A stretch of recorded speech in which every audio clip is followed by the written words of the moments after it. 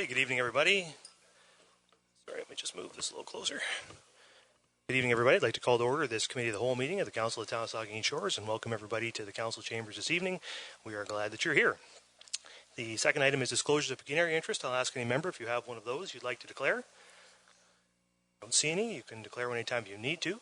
We have no additions, deletions, or amendments to the agenda.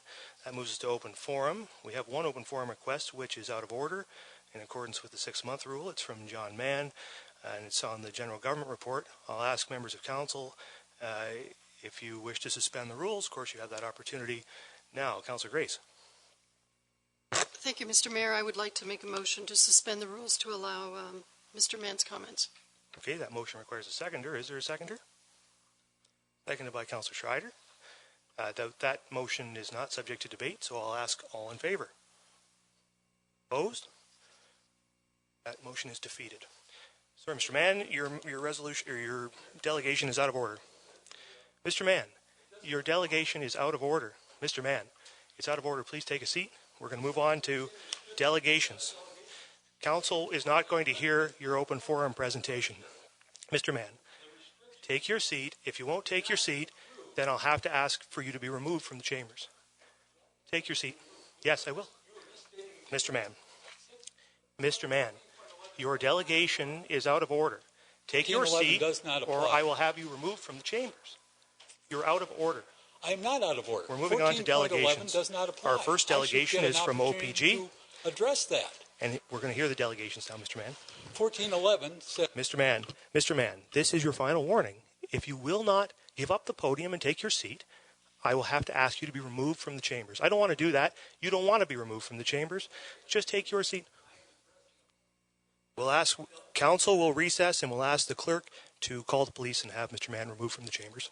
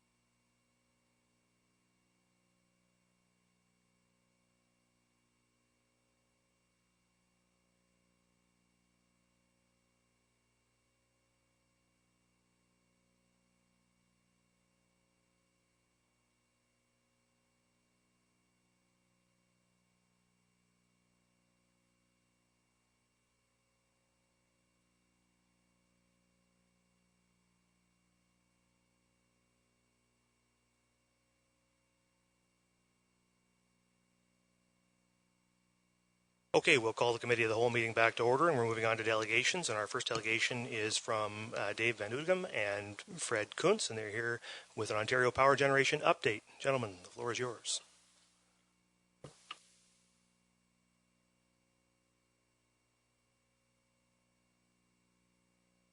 Just turn your mic on there. Thank you. Thank you for the opportunity, Your Worship and Councillors. It's always exciting here at Council. I'm here with Dave Van Oudegem, who's a manager at the Western Waste Facility, and I'm the manager of corporate relations. We're both residents of Saugeen Shores, and I'll ask David to come up shortly to present on our first agenda item, which is an update, if you want to move to the agenda, an update on operations at our Western Waste Management Facility. You'll see the full agenda on the next slide. Oh, do I move it? Okay, sorry, I'll take responsibility here. Thank you. We'll also update you on lasting solutions for permanent disposal, and that's regarding the recent Saugeen Ojibwe Nation vote on our proposed DGR project. A few notes about OPG as a company in Ontario, and also what we're doing to support community groups here at home. So first I'll turn it over to Dave. Thanks, Fred. Thanks, everyone. I've lived here in Port Elgin for 26 years, and this is the first time I've been to Council Chamber, so I'm excited to be here. So just for those, as a reminder, at Western Waste Management Facility, we do, our main business is processing and storing low and intermediate level waste from Darlington, Pickering, and the Bruce site. We also store used fuel from the Bruce site only. The fuel from Pickering and Darlington is stored at those sites. Just want to highlight that we continue to have an excellent safety record at our facility, something we're quite proud of. We've gone nearly 8 years without a lost time accident, which really demonstrates our commitment to our employees and the public. Our top priority across our division for this year continues to be our waste minimization efforts. So as we continue with interim storage, we feel it's very important to minimize our footprint and to reduce the waste as much as possible. So this means that we use the 3 R's. We reduce, reuse, and recycle as much as we can. And so we're in the process of sorting our waste, our legacy waste, the waste that we currently have there, and any new waste coming in, very carefully looking for opportunities to recycle some of it that is not contaminated, that we can release material that perhaps we can reuse that's in the waste, and reduce it as much as possible. So getting the waste that we receive into a stream that is more conducive to waste volume reduction, either through incineration, compaction, and things of that nature. We're also in the process of looking at new technologies to reduce, in particular, we're going after ways of reducing our large metal objects and volumes of metal. Of course, one of the most important tools that we have is our incinerator. We're able, through that incinerator, to reduce waste volumes by up to 90% for those types of waste that can be incinerated. So over the past year, we've been investing heavily in upgrades to that incinerators to extend its life for the next 15 years. So this year, we're planning a brief outage, again, for our incinerator. We have one more major component that we want to replace to improve its efficiency and to extend its life. So for the rest of the year, we're going to be focusing in on increasing our throughput through that incinerator and volume reduce as much waste as possible. We incinerate all sorts of waste. All of the radioactivity that is in the waste that we incinerate is stored in the ash, and any of the emissions are scrubbed. So nothing but warm air basically comes out of the stack at the end of the process. And all of this, of course, is very tightly monitored through our emissions monitoring system and by the Ministry of Environment. As the slide states, we continue to construct new buildings on our site for storage. We're building some what we call multi-purpose storage buildings for the low and intermediate level waste. And we're also in the process of building 2 new used fuel storage buildings. Those projects, I think, were discussed previously at this meeting, and those projects remain on track, as previously noted.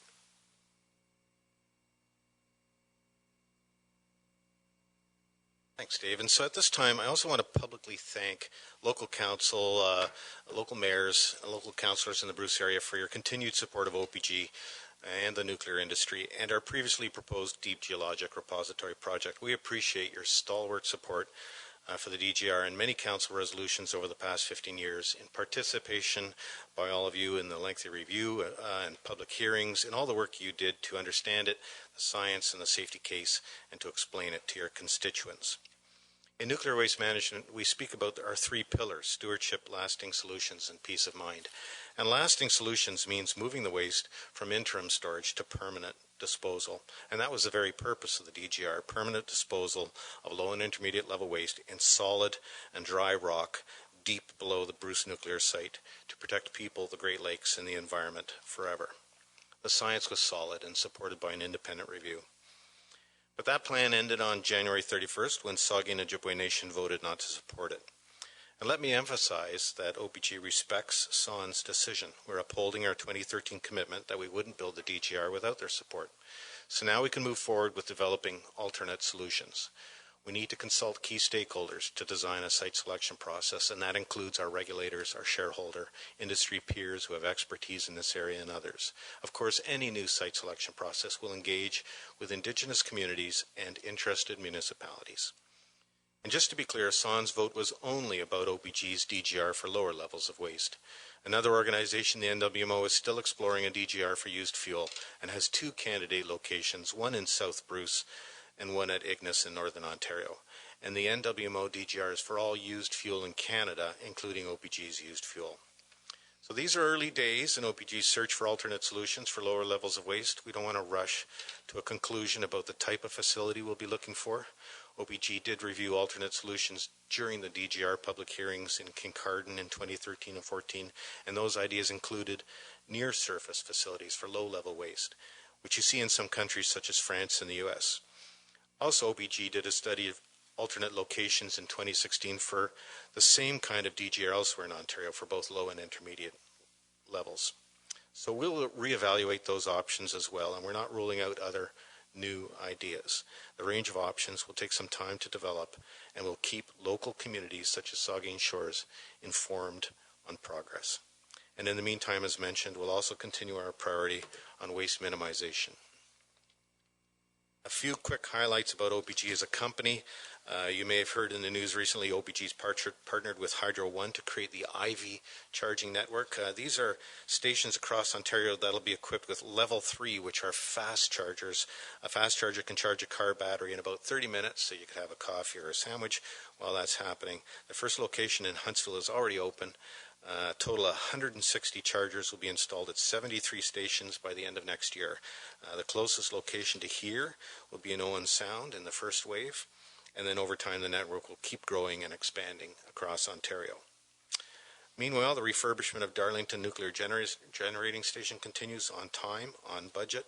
Unit 2 is scheduled to be completed and back in service in the very near future, second quarter, and Unit 3 comes offline also in the second quarter to start that refurbishment. Overall, the project recently passed 22 million hours of work with only one lost time accident. OPG is collaborating with Bruce Power on their refurbishment or major component replacement, sharing the lessons learned from our project with their project managers. OPG is looking forward to renewing the license we already have for the Darlington New Nuclear Project. Currently, there is no approved project, but OPG is reviewing potential technology developers and partners to ensure a best fit, and this review will be completed over the next 2 years. And then small modular reactors, an agreement, as you may have seen, was signed by the premiers of Ontario, New Brunswick, and Saskatchewan last year. They committed to work cooperatively to advance SMRs and to promote nuclear as a clean technology. So there's a project up at Chalk River with Global First Power and Canadian Nuclear Laboratories to plan the first small modular reactor, just 15 megawatts. OPG is supporting that project, and it'll provide a few firsts for SMRs in Canada. First license, first environmental assessment. And then last year, the Pickering Nuclear Generating Station had its best year ever, best for safety, best for performance. It's going to continue to operate to the mid-2020s. Final words about community sponsorships. OPG is proud to continue to support between 70 and 100 programs every year in the Bruce area. Our local sponsorships include cultural events, educational programs, and environmental initiatives. In Saugeen Shores, OPG sponsorships included Pumpkin Fest, the Southampton Summer Music, Senior Games, Marine Heritage Festivals, Chantry Centre, Canadian Federation of University Women, Breaker Swim Team, Saugeen Shores Minor Hockey, Rotary Shore Run, Winterama, Christmas Parade. We sponsored 80 initiatives, donating over $140,000, and groups interested in knowing more can contact Linda Kane on my staff or me, and we'll be happy to help you out with your application. That's our update. Thank you. Thank you very much. We'll ask if there are any questions or comments from members of the committee. The Deputy Mayor. Thank you, Mr. Mayor. And through you, Dave and Fred, I want to thank you for coming in tonight. We appreciate all that OPG does for our community and the surrounding communities. Saugeen Shores is very proud to be in a partnership with you, and we look forward to continuing with that. So anything we can do, just let us know. Thank you. Okay, further questions or comments? Councillor Mayette. Thank you, Mr. Mayor, and through you. I have a question, but first I'd like to say thanks for the support. That picture on the top right there is of our fish hatchery in Port Elgin, and that was taken last year, and we just received the check for this year's donation as well, and it's very much appreciated. It helps us a lot with keeping our operation going. We release up to 100,000 trout or salmon and many more than that in trout every year, and that's a big help from OPG. I'm interested in this IV charging system. I think this is a great thing with the advent and the more prolific use of electric cars. Without the charging stations, they're not much good for traveling around. So, first, what does IV stand for, and do you envision a point where people will be able to travel around the countryside, especially in areas like ours, without having to head back home? So, Ivy, I think, is just a catchy name. Ivy is green, and it grows. And it sounds a lot like EV, which is electric vehicle. So I think the marketing people just came up with that. And the idea is very much what you're talking about. It's reducing that anxiety that drivers may have about how far to the next station. On average, once this first wave is built, the average distance between these charging stations will be less than 100 kilometers. And that's just going to keep growing. We know there's already charging stations in Saugeen Shores. It was a question at trivia night the other night at the Lakeshore Rec Center, as your fellow trivia expert here knows, David Smith of the Drama Llama team. So there's already half a dozen charges here, but these IV stations would be especially quick. And so the more of those, the better that people will feel about driving electric vehicles. Further questions or comments? Well, thanks very much to both of you for coming in this evening. We do obviously appreciate all the support that OPG shows to our community and our community events. Particularly interested to hear your comments about small modular reactors. I know that was that conversation, a lot of conversation about that at the CNA conference in Ottawa last week, 2 weeks ago. And the great thing, and OPG is innovative on this front. Bruce Power, we have the opportunity to take Ontario's clean tech nuclear fleet and transform it into what really could be a world-altering climate change fighting technology. Small modular reactors, really nuclear batteries, could power all sorts of things all over the world in a carbon neutral way. And you guys leading the way on that, and the work that we're doing here in our region on that in particular is really exciting. So that's good. And I also appreciate your comments with regard to your work on deep geological repositories. I think I too, like you, support the decision from Saugeen Ojibwe Nation to not move forward with the DGR. I respect that decision, but like you, I firmly believe that we need to have long-term permanent storage for nuclear waste materials and passive isolation. We have to find the right place to do that, and your work to continue along that path is critical for our region and for our future. So I look forward to hearing what you have to say next on that. I know our whole community does and our whole region does, and I wish you all the success in figuring that out and coming back to us with a new plan for how to move forward. So thank you very much. Thank you. I appreciate your comments, and thank you for your leadership. Thank you. So that moves us then on to our second delegation, and that's from Daniel Kingsbury and Tori Matichuk, and they're here from Bruce County Planning to talk to us about the Bruce County Planning and Economic Development Annual Update. Daniel. Okay. Thank you, Mr. Mayor, members of council. Good evening. We're here to talk, to give you, as you mentioned, the annual update on Bruce County's Planning and Economic Development Department. As you're likely aware, my name is Dan Kingsbury, and this is my colleague Tori. I'm going to focus on the planning side of things, and Tori is going to give you an update on the economic development side of things. So it's a bit of a review of 2019 and looking forward to what's happening in 2020. So 2019, we focused a lot of efforts on updating our communications templates.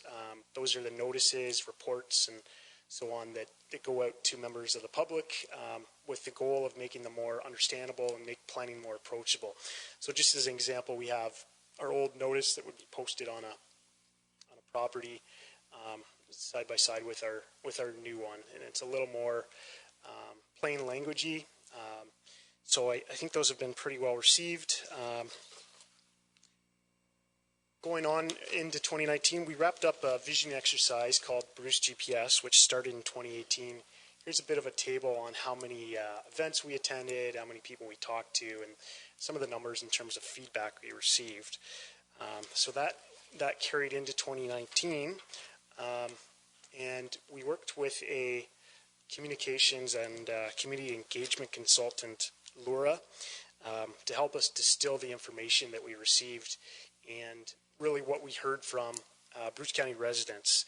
And things were sort of distilled to 8 key areas or 8 guiding principles: gig growth, agricultural, connecting homes, business, communities, heritage, and natural legacy. So these are going to be our focus for our official plan update. What you see here is a tool that we're now using in the county planning reports, and we'll start rolling this into the local reports as well. So what this will tell you is how an application is aligned with each of the guiding principles that our residents identified are important to them. So moving on to this year in 2020, as I mentioned, we're excuse me, we're updating the county official plan. The exercise is called Plan the Bruce. So that's going to be launching fairly soon. And as I mentioned, those 8 guiding principles form the basis of the Plan the Bruce update exercise. So each one of those 8 areas will culminate in a discussion paper that will feed into the official plan update, which will, the document itself, the review of that, will start towards the end of the year using the information we've gathered from the discussion paper and the engagement that we do under each one of these topic areas. So that's just a quick overview of what we're doing in 2020 in terms of the official plan. Very recently, in the past week or so, we've learned that we received $300,000 from the province in form of a modernization grant.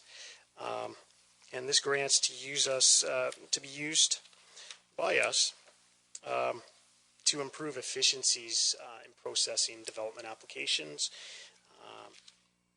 and could be used for such things as permitting, making sure, or streamlining permits across. It could be building permits, for instance, across the county, and everyone having access and sharing that information. So that's something we're going to start fairly soon. And here's a bit of a timeline for the official plan update that we're working towards, subject to change somewhat as the project evolves. So I'll just sort of leave it at that, I guess, for now. And here's Tori, as I mentioned, to give the update on. Thank you, Dan. Good evening, Your Worship and Council members. As Dan mentioned, I'm Tori Matichuk. I'm a Business Development Coordinator with the county, and I work in the Economic Development Department. I'm stationed here in the Port Elgin office, so for those of you who I have not met, pleased to meet you this evening. So tonight, I want to just give you a quick overview of our accomplishments and within our communities over the last year, and our plans leading into 2020. So, of course, for those of you who don't know, we created our Economic Development Strategic Plan in 2017, and so we are in our 3rd year of the planning phase of the plan. So we work with a macro approach, as we call it, in order to achieve success within our communities, and that involves working with our local leaders, our ambassadors on the ground, as well as our local municipalities. The premise is essentially that all gears must turn and be working together in order for us to achieve our broader goals on an economic development standpoint. So we are building capacity with our partners, and we'll all realize success throughout the region.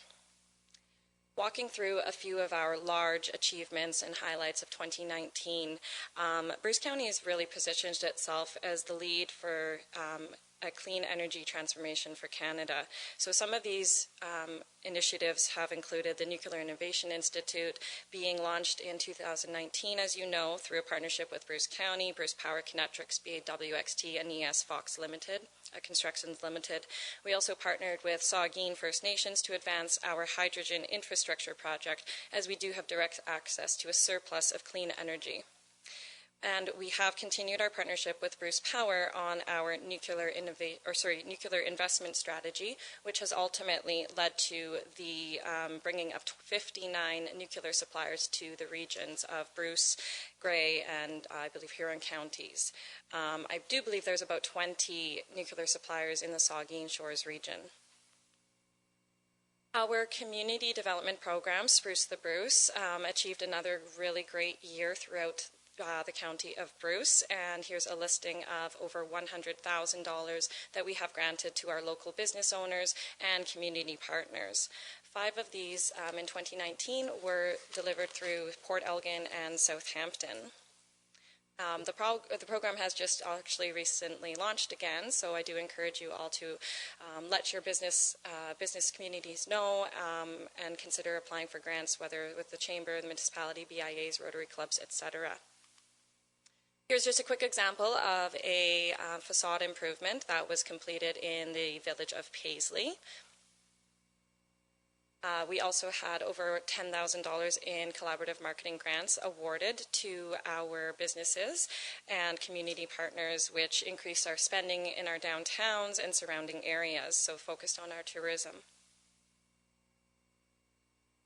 Our summer company program is a really great initiative, which is funded through the province of Ontario, where students who are returning to school in the fall between the ages of 15 and 29 are eligible to partake in a great training and mentorship program, as well as receive a $3,000 grant for their businesses. So we're really pleased to have had 4 students successfully complete the program in the summer of 2019. And again, we do have the program up and running for this summer with 4 grants to distribute as well. A few initiatives that Business to Bruce has led in 2019. Lots of great things happened. 31 business seminars and events we held, which brought what is the math there? 554 training attendees participated in training, and over almost 300 attended our annual events. We also saw 10 youth entrepreneurs who went through our EON incubator and accelerator programs, which were administered through a partnership through Ryerson University, which gave them free access to expert advice from representatives from Ryerson. So a really great initiative. Through Business to Bruce, we also assisted or provided 156 consultations to offer free guidance, support, and resources to new, existing, or aspiring entrepreneurs. Through our assistance, we also created 71 jobs and assisted 25 startups throughout the county of Bruce. Our Tourism Innovation Lab was a partnership through the Municipality of North Bruce Peninsula, South Bruce Peninsula, RT07, and Ontario Tourism Innovation Lab. We actually awarded 3 individuals with a combined total of $9,000 in grants for their sustainable tourism businesses in the peninsula. Our Jobs in Bruce site is a new platform that was most recently launched a few months ago, and it is an interactive database of local employment opportunities and employment-related services. The statistics gathered from this website will help Bruce County address the workforce challenges, understand the labor shortages, and help us to attract post-secondary schools and skilled trades training opportunities. It's real time. We'll be able to see the number of vacant jobs listed in the community at any given time, and which employers are seeking what type of employment. Our business opportunities map is something that was developed because we realized all of our communities were seeking a tool that could show potential investors vacant properties, commercial spaces available for rent or purchase. And so this online portal will allow those potential investors to see the online map, which will showcase assessment information, photos, and locations. So this will help to assist our communities with the growth and investment. Lots of really great awards. Economic development, our team and projects had been awarded in 2019. There's a listing of some of them. An EDAC award for our digital marketing campaign focused around Explore the Bruce, 3 EDCO awards, as well as the Innovator, or we are a finalist as the Innovator of the Year award. We're just coming up on 11 minutes there, Tori, so we can just wrap it up. I appreciate it. Thank you. Wrap it up. All right. So Jessica would know about this areas of focus, working with our communities to essentially figure out what areas we're going to help them focus on and support them with for moving forward in 2020. And a big focus for us in 2020, here's a list. Of course, we're trying to promote Bruce County as a place not only for them to visit, but for them to consider moving here and starting a business. We have a great workforce attraction strategy where we will be addressing our critical labor shortages. Our energy cluster focused around the hydrogen infrastructure project, utilizing our business retention expansion project to support our agriculture communities, as well as considering looking at a county-wide regional community development program to continue to address the local needs of our individual communities and the county as a whole, and building a great entrepreneurial ecosystem to continue to support our entrepreneurs throughout the county, and finally focusing on our tourism throughout the county. So in conclusion, thank you so much for your time. Working together with our local leaders, municipalities, is a really great way that we can ensure that our economic development strategic goals are all met. So thank you so much. Thank you, and thanks to Dan as well. Are there questions or comments from members of the committee? Vice Deputy Mayor. Thank you, Mr. Mayor, and thank you for your presentation, Tori. I'm just wondering, with your when you address one of your key goals this year is to address the labor shortages, and I'm just wondering, as part of that review, will the need for attainable housing, more affordable housing, be part of those discussions with addressing the labor shortage? I mean, they go hand in hand, and will that be part of the strategy? So the workforce development strategy will be in its own focused on the workforce and labor. However, through the county, our housing services, we are actually reviewing the housing strategies moving forward. I know Dan had mentioned homes being one of our 8 guiding principles coming up. So that discussion paper will certainly address through the county, looking at affordable, attainable housing, a variety of resources. Okay. But yeah. I think that address, because part of the other question I had was of Dan, I suppose, was how will the planning process go in terms of the need for building a broad variety of homes, and will an emphasis be placed on increasing our attainable housing stock and steps required to reach this goal? So I'm just wondering, what at the end of the day, will that be part of your focus? I see homes was in the last quarter of 2019, first quarter 2020. Will attainable housing, affordable housing be part of the strategy with updating the official plan? Is that going to be a key? Yes. I don't want to presuppose the outcome, but that is something we heard throughout the community in our visioning exercise, that housing is a real issue here. I'll add that there's a lot of awareness too between what the different levels of government are doing in terms of housing strategies and policies. So it will be a primary focus of the official plan. So at the end of the day, there will be some key steps probably outlined then, and how that may look? Yes, there is. In general, these discussion papers, the approach we're taking as a draft will be presented to County Council. And from there, we'll receive feedback. And of course, there's engagement with community members and local staff. And then we'll present a final report. And that final report will recommend policies for inclusion in the county official plan. Okay. Just the last comment I had, Mr. Mayor, was the Attainable Housing Task Force first meeting will be, I think, on March 31st, if I read correctly today. And as chair of that committee, I certainly will be reaching out to the planning department and Bruce County staff to see how they may be involved with that process, because it's something that's that's so very important that we increase our housing stock from an attainable housing standpoint. A lot of people out there that are vulnerable. There's more than we may realize with people living in poverty, and housing is of utmost importance. So I'm pleased to see that that's one of your key priorities.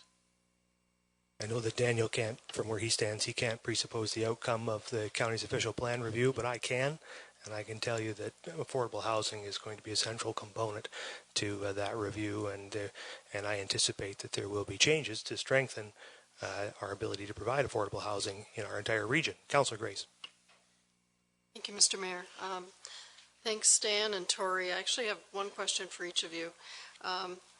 Dan, I'll go first with you because you went first and you were talking about improving public communications as part of the planning process. I guess mine is a request. I don't know if the planning department has been working on this because I have mentioned it in our planning meetings before. But what I'd really like to see is on the planning applications that if we can get all of the relevant documents for an application into one link, that would be great, because right now it's very cumbersome and I know really frustrating, not just for members of council, but also members of the public. Yes, we are aware of those issues, and that is something that we will be dealing with at some point this year, is making the information easier to access. We'll be looking at that likely through that $300,000 modernization grant, but we are aware. We're taking sort of a phased approach to implementing those. So the templates is one, and then behind the scenes there's a new planning database that we're implementing, and that will tie into our website and make everything easier to find. So yeah. Thank you. That's encouraging. My other question is, Tori, you were talking about the Tourism Innovation Lab, which seems to be centered on the peninsula. Is that right? Yes, correct. Okay. And I know that just over the last couple of years, they've had a really significant practical problem in terms of traffic and having insufficient infrastructure to handle the vast increases in tourists coming to the area, especially in the summer, of course.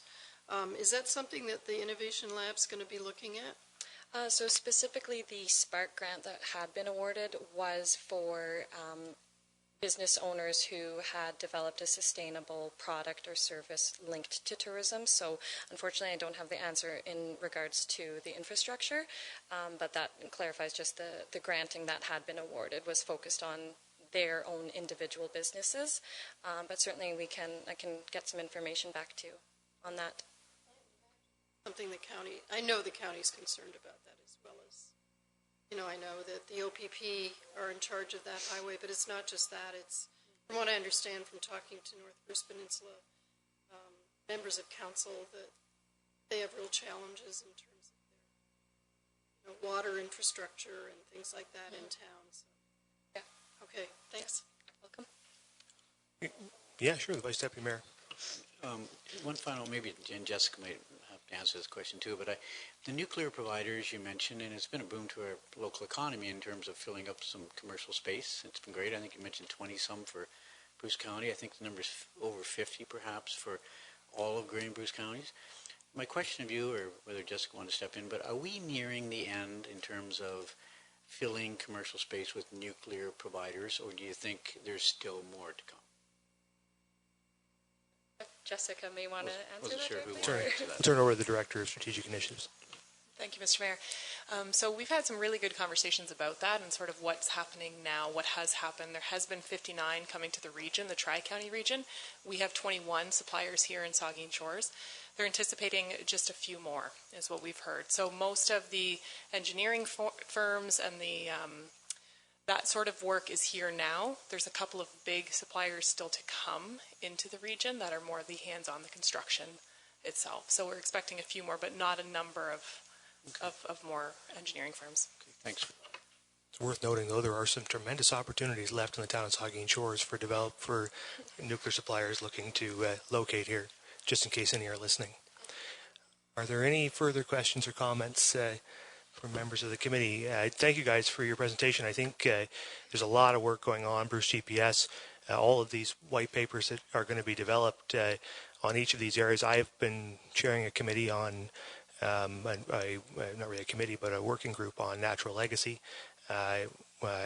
starting to do the work in building up toward that that piece of this large puzzle, and the work that's gone into that alone is astounding. Just a huge amount of work, extremely comprehensive. So this is, once completed, it's taken a long time for good reason, because it's a huge undertaking, and once completed, it will be a major change, very different document, official plan than what we have today.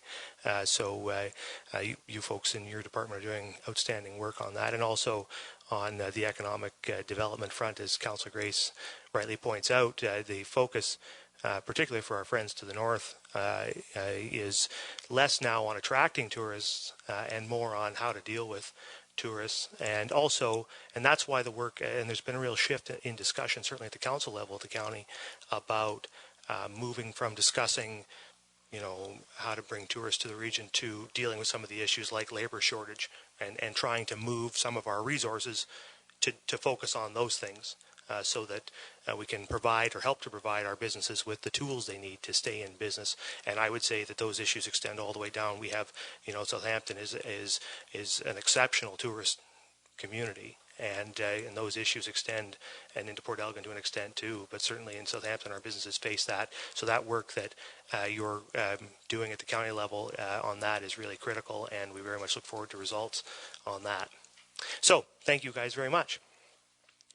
As that moves on to our final delegation, it's from a new father, I'm told, brand new father, Jordan McKinnon, and yeah, he doesn't look too tired. He looks like he's in. Yeah, I slept fine. I went home and looked after the other kids last night. He's here to talk to us about the Port Elgin Business Improvement Area. Jordan. Yeah, thank you, Mr. Mayor, Council. It's nice to be back. It's been a little while. My name is Jordan McKinnon. I'm the coordinator for the Port Elgin BIA. And joining me is Joe Allen, our treasurer. He had to step out for a minute, but he'll be So this presentation is just to give you an idea of what we've accomplished and where we're going in 2020. Our Board of Management, our chair is Addison Ziegler from Ziegler Lumber, Vice Chair Angela Albright from the Main Event, our treasurer is Joe Allen from the Woodpecker, our secretary Catherine Stewart from Promation Nuclear, and Councillor Smith is our council rep. And we have 2 vacancies right now. One, I believe, will be coming to you for appointment in the near future, and we are optimistic we will have the second vacancy. Myself, the coordinator, in a non-voting role. So 2019, we held Snowfest, the Easter Petting Zoo, Jurassic Park in the Parkette, the Raptors playoff run, the Farmers Market in Coulter Parkette Piano, and the Santa Claus Parade, which was my baptism by fire. My first board meeting, I found out that we were going to be hosting the Santa Claus Parade, and we were doing it in 3 weeks. And we pulled it off. Learned some lessons, but we know a lot more for next time. And of course, Santa's reindeer and the Christmas tree lighting, coordinating with Shoppers Night.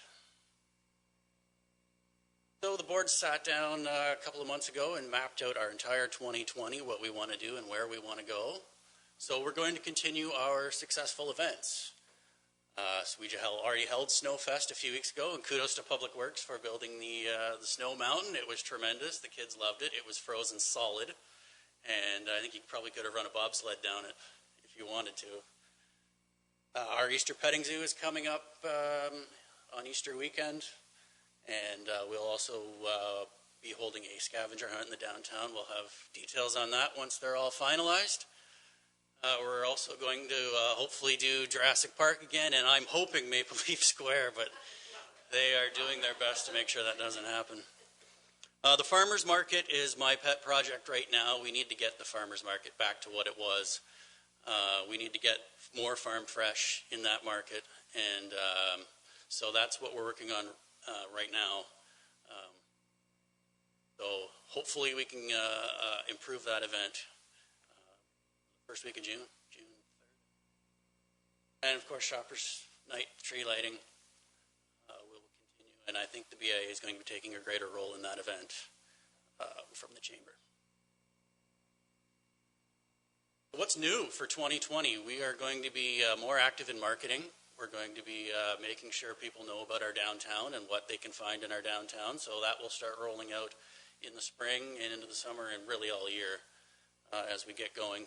Ball weekend breakfast. It has come to my attention that by Sunday morning of ball weekend, a greasy breakfast is pretty much necessary. So not that I would know about that, but so we're going to work with some of our downtown restaurateurs and whatnot and try to put together a community breakfast for ball weekend.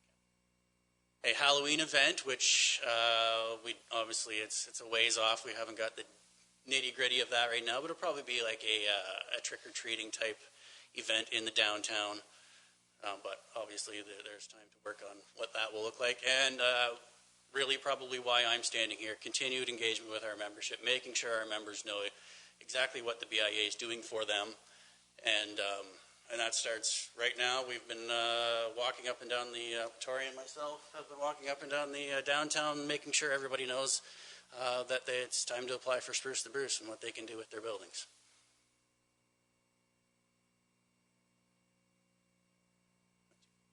And if Joe were here, he could talk to the budget.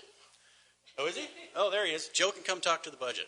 So turn it over to Joe if he's got anything he wants to say to our 2020 budget.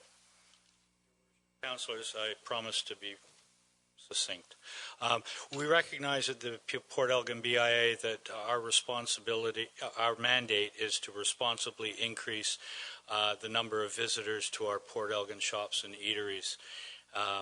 We understand the money comes from Port Elgin, and we will endeavor to continue to spend that money on suppliers from at least Saugeen Shores, if not Port Elgin itself. Our focus in this budget is to promote not just our own events, but those of the community partners, service clubs and the Chamber of Commerce and whatnot. And we believe that promoting and communicating to the new residents and tourists of the many fine events, and yes, we do intend to add a few more, will be the best use of our revenues, of the tithing that the town does on our behalf. We really do believe that we have a great template of activities and promotions here, but people don't necessarily know about them. So there'll be expenses in promotion, all media, social, and signage, and expenditures of that nature. We want to increase our ability to get this done, and we're thrilled to have Jordan here on staff to that end. We're all busy, I like to say, entrepreneurs, and we don't have the time necessary. We're just idea people, and we leave it up to the staff. That's another major area in our expenditures. That's all I have to present to you. I'll turn it back to you, Mr. Mayor. Okay, well, all of you have been asked questions by Jordan before, so now here's your opportunity. Anybody have a question or comment to the delegation? Councillor Rich. Through you, Mr. Mayor. So I was looking over the budget, and there's that part, transfer, BIA transferred equity, and then 28,000 is kind of outside of the columns. I just wonder if Outside of the column?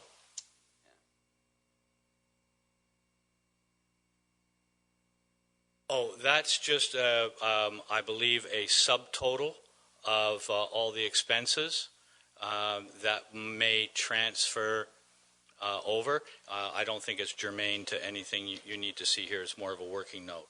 Okay, good enough. I was just curious what it was. Thank you. Sure. Further comments or questions? Councillor Smith. Yes, thank you both, Jordan and Joe. It's a pleasure to welcome some new faces to our board with some new renewed energy for the BIA. We've had some changes over the course of the last couple of years, but we're really delighted with where we are now, and we've got some great progress happening. We had a strategic plan, as Jordan mentioned, and we're really excited about the events that are to come, family-friendly, promotion of the downtown area. In particular, we reference back to our terms of reference where our mission statement includes to oversee the improvement, beautification, and maintenance of the municipally owned lands, buildings, and structures, as well as to promote the area as a business or shopping area. So I really feel strongly that with the team we've assembled that we're going to complete that mission. I would just like to mention for those listening and business owners in the community, we do meet the first Monday of each month, and if anyone is interested in attending one of those meetings, please reach out to Jordan or any member of the executive, and we'd love to have the valued input of our business members on where they'd like to see this fund spent. Great. Anything further? Thank you guys very much for your presentation. We appreciate it, and thank you for all the work you guys are doing downtown. You've got a whole list of events there that are really outstanding, so thank you very much. So, that moves us on in our agenda. We have no public meetings, so we'll move on to reports of municipal officers and committee, and we have one under infrastructure and development. It's a staff report on recycle bin collection fee, and I'll turn it over to the Director of Infrastructure and Development.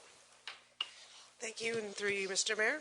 Historically, Basra has emptied the carts at the landfill without charging the municipality for this service, and they do it daily, as a minimum multiple times through the week. They are no longer willing to provide this service free of charge. As you saw in the report, we're the only municipality that gets it more than once a week. So town staff will commit to working with Basra to assist as much as they can. We currently do, but in hopes that we can keep these costs down as Basra's quoted us an hourly cost. There's also hope that through the construction of a new entrance in 2021 that the problem of contamination of these carts will go away, and that this will drastically reduce the cost and the burden on Basra to provide this service, which would then take this cost away. And so we're hoping this to be a one-time fee, and we look to council to support paying the request from Basra. We have a recommendation. I'll read it, then we can take questions or comments. It's recommended that the town of Saugeen Shores pay Basra to pick up the recycling bins at the Southampton landfill on an as-needed basis until the new entrance is operational in 2021, with staff reviewing the service at that time, and the money required for this extra service be taken from landfill reserves. Questions or comments to the recommendation? Councillor Smith? Yes, Mr. Mayor, through you, I just have a point of clarification regarding the use of the term carts. I assume this to be the blue bins that one would fill up self-serve bins. Is that what carts refer to? So through you, yes. So there's the cardboard large metal bins. These carts are the rollaway carts that are to the right of the scale house. Okay. So it's just those carts. And then secondly, sorry, I apologize, through you, there's an estimate that references the term billing cycle. Is that are we to assume that's a monthly fee? I believe it's a billing cycle. Yes, through you, they will bill through us. He had estimated $8,000 in a quarterly, that's $79 an hour, but it works out to about $25,500 for the year. Okay, great. Thank you. Further comments? Councillor Mayette. Thank you, Mr. Mayor. Through you. I wonder if we might get a comment from our council representative on the Basra board, and maybe I'll direct the question through you, and if Councillor Rich wants to chime in, he can. Do you think this is a symptom of the larger issues that the recycling business is facing, in that the commodity prices for recyclable materials is dropping almost as fast as the price of oil? Thank you. Through you, I may direct part of that to Councillor Rich as well, but I will say that the bigger problem right now is actually the contamination, and the amount of recycling that comes out of those carts is so small because people are putting milk cartons in them and mixing glass in with paper, and so they're making a condition that Basra can't recycle what's there, so it becomes a difficult thing, and it's a very public piece when we have to take recycling and landfill it. That's the one reason why it's coming through here, but when it comes to the financial part of Basra, I'll hand that over to Councillor Rich. Absolutely, through you, Mr. Mayor. For sure. Yeah, they in previous years, Basra's made a profit, so this year they've lost $200,000. So they're looking to try and lower their expenses as much as possible. So to have a driver that would go there once a day to clean up the mess that the community puts in there, wasn't a big deal if you're making a profit, but now that you're trying to kind of look for places to save money, this is one of the ones that they're looking at. There's a couple of big problems that are going on. So you have cottagers normally that come up in the summertime and they want to leave on a Sunday. They don't want to leave their recycling out all week, so they want to have a place to drop their recycling off, which I can respect. You don't want to leave it out on the road in front of your cottage. The unfortunate part is that some members of the community abuse that privilege and put a lot of contaminants in the recycling bins. And because they're not monitored, then there's no one really to check up on them. So as Amanda was saying, they're either putting in sometimes garbage. A lot of times people, maybe they're in a hurry, so they dump glass and cans in together, and that has to be separated, and a lot of that produces refuse. If you get any glass in the paper, then it can't be shipped out for recycling because it's embedded in the paper and kind of harmful to machines, apparently, that recycle paper. So other municipalities or other, like Kincardine or everyone else in the Basra group tends to have gated off larger bins so that they're not overflowing every day, but they usually have an employee that will direct you to where you're supposed to put your recycling at any given time. So I have mixed feelings about this. I'd like to see us with larger bins. I'd like to see them gated off, but the facility won't accommodate that. And unfortunately, it's almost like paying $25,000 so people can continue to abuse the privilege of being able to drop off recycling when we could take the bins right away and force people to recycle at the curb no matter what. But I think that the people of this community are used to a certain level of service, and if we want to continue with that, Basra is just not in a financial position to be able to give that service for free any longer. Okay, further comments to the recommendation? I think the councillors provided a really excellent explanation there, and I think that makes eminent sense, and it looks like our changes to the operation coming up are going to help us to address some of these issues, and we'll revisit it going forward. But it does seem reasonable that the town of Saugeen Shores shouldn't get a higher level of service than every other member of Basra community, so I think this seems fair. So, if there's nothing further, then all in favor of the recommendation? That's carried. Okay, so that moves us on to correspondence, and there are quite a number of pieces of correspondence there, communications, pardon me, and there's 12 of them. Does any member wish to speak to any piece of correspondence?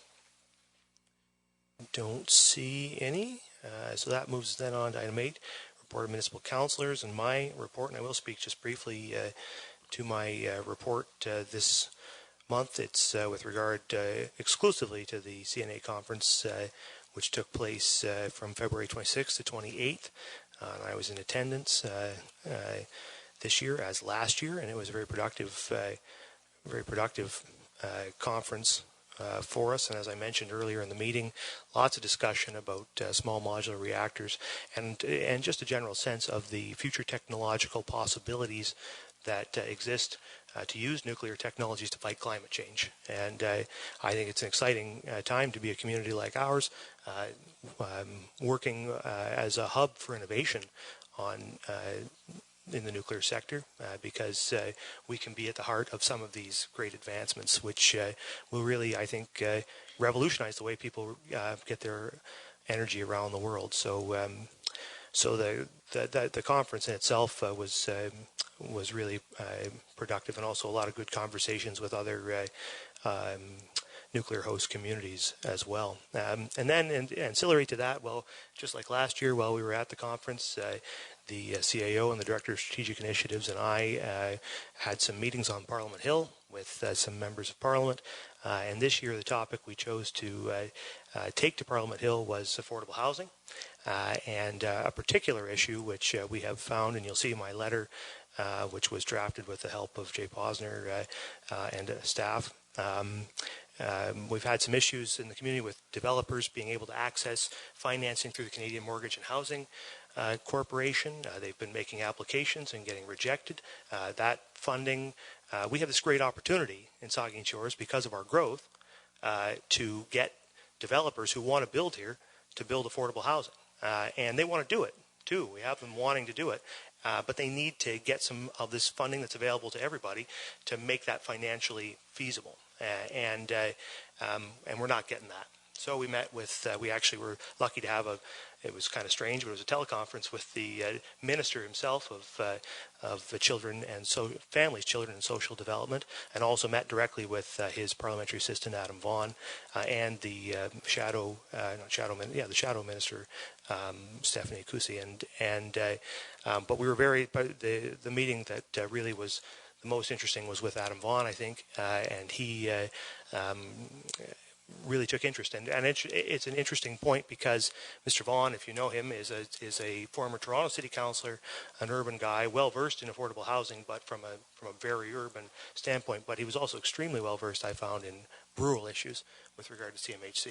And so I think we're going to get we've made connections now, and we're going to be able to get some traction to help shepherd some of these applications through and maybe get some benefit. And also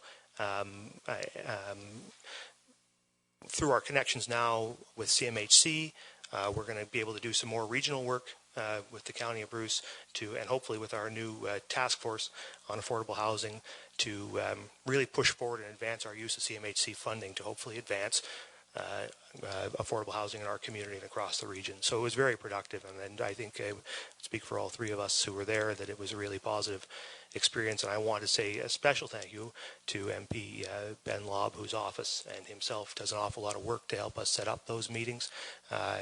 In spite of what you may be reading in the media from now and again, Mr. Lobb is an extremely active member of Parliament, quiet, but he gets things done, and he certainly gets things done for us, and we appreciate it an awful lot. So that's my report. The letter is there for your review, and I'll take any questions if there are any. The Vice Deputy Mayor. Thank you, Mr. Mayor. I just wanted to thank you for, I read your letter, and I was a little bit taken back with, the comment from a local developer that indicated in his words where, the greatest stumbling block remains the geographic location of this application. It's not always that's not always in an urban center. From his experience, it is clear that large urban centers will almost always receive priority to address their needs. So I just want to thank you for how well you articulated the letter with help from staff. And I understand there's a meeting perhaps coming up with MPP Lisa Thompson, and I'll be sitting in on, I believe. And I think we should continue with that pressure, because I think we collectively need to change the attitude of Queen's Park in terms of funding being allocated to local rural municipalities versus the large urban centers. So I'm pleased your presentation went well with the Minister's office, and I hope something comes of it. And keep our fingers crossed, but let's maintain the pressure, keep the pressure up. So thank you for your good work, Mr. Mayor. Yes, we'll certainly continue lobbying wherever possible. Anything else? If not, that's there for your information. And then that moves us on to reports of department heads. And the first one is an information report on the 2019 Aqua Water Report. And does the Director of Infrastructure and Development have any comments? You just that this is the first part of two reports that you'll see. This is the one that has to be posted publicly. Section 22 will come to you as well. The inspection was late this year, so getting that report is later. We have till April to show you the second half. Thank you. Are there any questions from the committee on that? Thank you for that report. The second one is an information report on the Municipal Innovation Council and the Director of Strategic Initiatives. Thank you, Mr. Mayor. Just a quick update on the Municipal Innovation Council. We do have a meeting coming up on April the 3rd to go through a few more very strong starting points. This update does notify that we do have our posting right now for the lab director position up. It is as an RFP, and it will close on March 17th. We're looking forward to reviewing those applications. And then secondly, we are advancing right now with the Waste Management Service Review and Partnership. So the MIC has appointed a couple of members to advance that project, and we're really excited about the way things are shaping up. Thank you. Thank you. Are there questions or comments? The Vice Deputy Mayor. Mr. Mayor, I'd be interested in seeing, I guess I could look it up, Jessica, I'd be interested in seeing the job description for the lab manager. So could that be sent to all of council? Can I find it somewhere? Where can I find that? Yeah, through Mr. Mayor. So it is posted as an RFP, so it's on the bids and tenders module on the website. But I'd be happy to circulate it. Could you make it easy and send it? I'll send it to you. Yeah, no problem. I'd be interested looking at it. Thanks. Very good. Anything further? Thank you very much for the update, Jessica, and certainly keep those coming. We're very keen to see or to follow your progress. So that moves us to the end of the agenda and announcements by members. The Deputy Mayor, Vice Deputy Mayor, Councillor Schreider, Councillor Smith. Yes, I would just like to take a moment to recognize actually less than an hour ago, I think it concluded in the Plex next to us, the annual Strut Your Stuff Carnival for the Saugeen Shores Figure Skating Club took place, which brings to an end the majority of our ice sports are wrapping up. And I would just like to take a moment to thank the many, many volunteer coaches, trainers, managers, and the like who spend the countless hours helping our young people grow not only as athletes but as individuals. And in particular, I would like to give a nod to Bill Buckton, who has been the coordinator of our initiation program, or formerly the TIKE program, for the last 31 years. Bill is recognized as a member of the Rotary Hall of Fame for his contributions, and I feel it appropriate to continue the celebration of his commitment to young athletes. This year alone, he has shepherded more than 150 young hockey players in our community. So thank you for his service. Thank you for that. Councillor Rich. Thank you, through Mr. Mayor. Our ice sports are coming to an end, but I think that it's worth noting that our Bantam B girls, for the second year in a row, are on their way to the provincial championships. You may recall they came here last year having won it. That's a really good bit of work by Chad Quantz and the coaching staff there, and I wish them all the best of luck in the upcoming weeks. We'll be seeing them in here when they win. Councillor Grace. Thank you, Mr. Mayor. I just wanted to express my appreciation to the Chamber of Commerce for their organization of the Women's Day event last March 6th, last Friday, breakfast at the Walker House. And it was very well attended, even though it was a very snowy early event. Councillor Smith was one of the keynote speakers, and it was a great event. There were, there was a wide range of ages and professions represented there, and it was nice to see. There were several other Women's Day events in town over the week, but that was the only one I attended. It was great. Thank you. Councillor Carr. Councillor Mayette. I don't have anything to add either, so we'll take a motion to adjourn. Moved by the Deputy Mayor, seconded by Councillor Schreider. All in favor? We'll stand adjourned until 8 o'clock.